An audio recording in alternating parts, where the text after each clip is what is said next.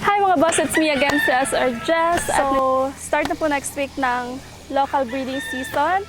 At ipapakita ko po sa inyo ang ilan sa mga broodcock na gagamitin namin next week. At syempre, lagi nating kapartner tuwing breeding season ang El Toro.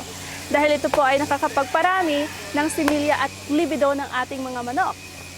At papainumin din po natin sila ng El Toro. Ang ating first na broodcock, brood stag.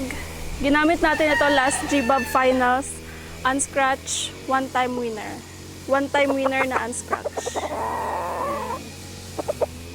Paim na to og El Toro. Ibalik ko siya mama. Ibalik sa iyang mama. Paim nun og El Toro, guys.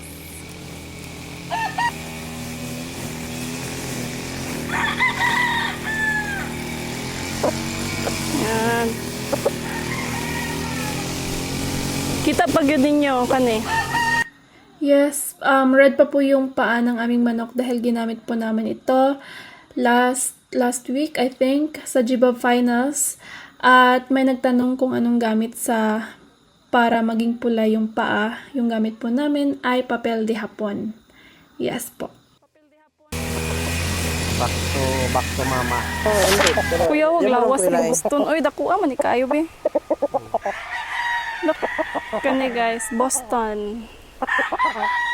Boston, two-time winner unscratch. Itong next nga broodcock. Two-time winner na ni siya. Ito na pong paimnon og El Toro. Kaduha na dahil ni siya nakadao. Kuya, wag kaayo. Pero na siya pungkol.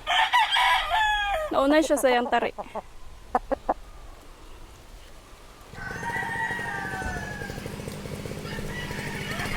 Very good.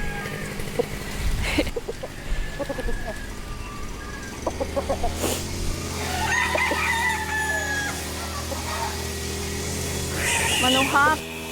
Percy Flower. One-time winner, Percy Flower.